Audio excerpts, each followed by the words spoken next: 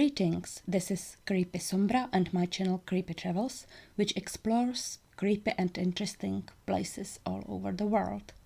Here we are in village of Studenec, near city of Jelemnice, by the Krkonoše mountains in Czech Republic.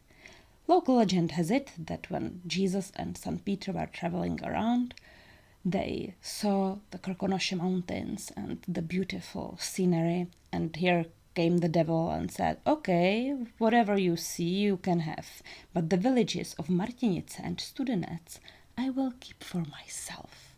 So let's see if this place is devilish and creepy enough. Despite what the devil said, there was a church in Studenec. It was built in the 16th century and then rebuilt at the end of 19th century. The statues around it are from 18th century and depict Saint Wenceslaus, the patron of Czech lands, and Saint Ludmila. The location itself, it was inhabited since 11th century, and the settlement was called Custodius in Latin, which means something like guardian or protector. This church, Church of St. John the Baptist, is currently closed because of the pandemic. So actually we are looking through bars and we have no chance to walk inside.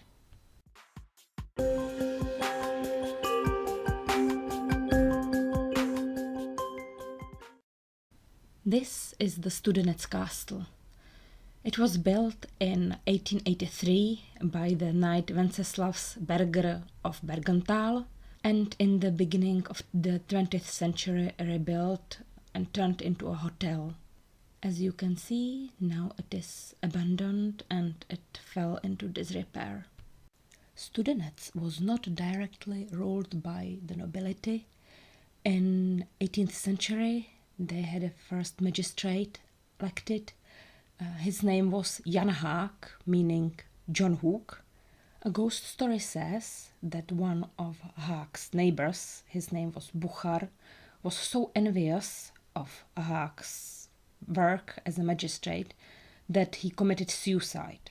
Soon after that, Haak, when coming home at night, saw a flaming hand holding an iron cross, and it seemed that it beckoned to him, so he followed it to the house of the dead neighbor, and from there the hand leapt to the door of Haak's own house and then disappeared into thin air. Haak soon fell ill and his house burned down, but he managed to survive, and then he built an iron cross which he painted red in memoriam of the dead neighbor. I tried hard to find the cross if it's still there in the village, but I had no luck. These buildings that you see were built to enlarge the capacity of the castle hotel. I decided that I will not explore this place at night because I really don't want to break my leg. Here it could easily happen.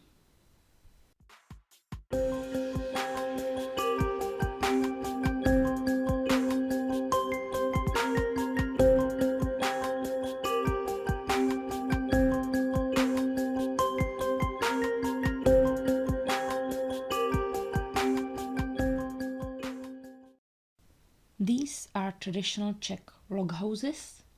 They are called roubenka. Some of them, as you see, are still inhabited and they are in perfect condition. Some of them look like something totally haunted. A perfect weekend house for a ghost. Near the village there was also a water spring called roubenka. It was said it had healing properties and its water could also lift curses. This hill is called Hradisko or Hradištko, and a keep, a fortress, stood here in the 14th century. Now, as you will see, there is nearly nothing of it left. I decided to have a look around if I, by any chance, could get to see the treasure of Studenec. A local folktale tells about an old man who made his living by digging out tree stumps. One day one of the stumps was very difficult to dig out, and the old man desperately cursed. In that moment a golden coin fell from under the stump. The old man ran quickly to the local priest and told him everything, and the priest told him that he should pray to Saint Christopher, who is the saint patron of treasure seekers. The old man did so, and at night a mysterious figure dressed all in black appeared and invited him to go to that strange stump that he tried to dig out the previous day. But in the darkness there was no stump. There were 7 very evil-looking men and a cask of golden coins. The old man's guide told him to get the treasure, but the man suddenly shouted, "Don't touch it, it's ours!" The old man stepped back in fear and the treasure disappeared. So it possibly could be there somewhere.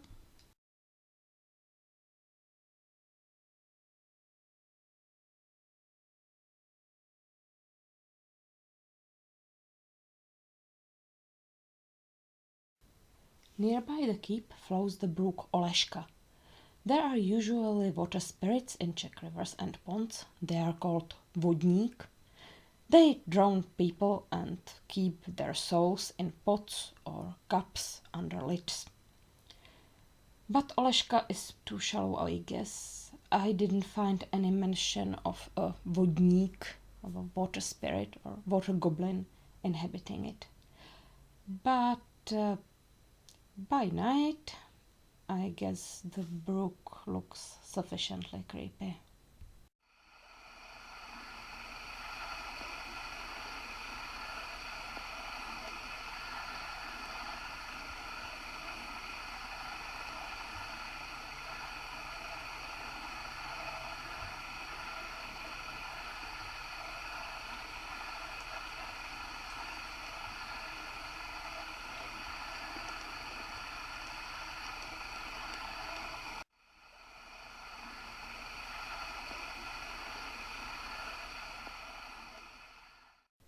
Well, here at this bridge, I will leave you. See you next time. And remember, don't worry, be creepy.